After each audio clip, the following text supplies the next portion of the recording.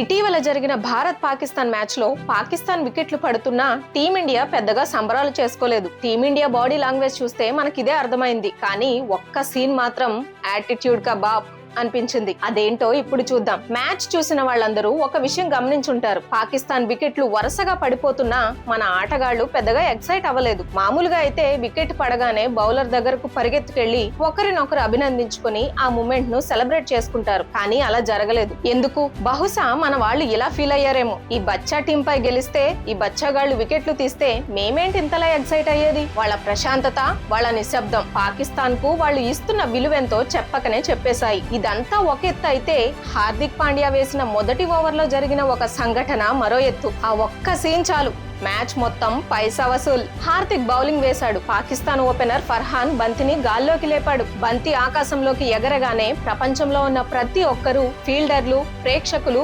అందరం ఆ బంతినే చూస్తున్నాం. కానీ ఆ బంతి వేసిన హార్దిక్ పాండ్యా తప్ప అతను బంతిని అస్సలు చూడలేదు. అది క్యాచ్ గా మారుతుందా లేదా అని కూడా పట్టించుకోలేదు. బంతి గాల్లోకి లేవగానే అతని చూపు నేరుగా బ్యాట్స్మెన్ ఫర్హాన్ పై పడింది. ఆ చూపులో ఒకటే అర్థం, నీ పని అయిపోయింది, ఇక దయచేయి. ఇదే కదా అసలైన యాటిట్యూడ్ అంటే. బంతి ఎక్కడుందో కూడా చూడకుండా వికెట్ పడిపోయిందని నిర్ణయించుకుని బ్యాట్స్మెన్ కు వీడ్కోలు పలకడం. ఇది నమ్మకం కాదు, అంతకు మించి. ఆ చూపు చూసాక మీకేమనిపించిందో కింద కామెంట్స్ లో చెప్పండి. హార్దిక్ పాండ్యా మాస్ మూమెంట్ నచ్చితే ఈ వీడియోను లైక్ చేసి ప్రతి క్రికెట్ అభిమానికి షేర్ చేయండి.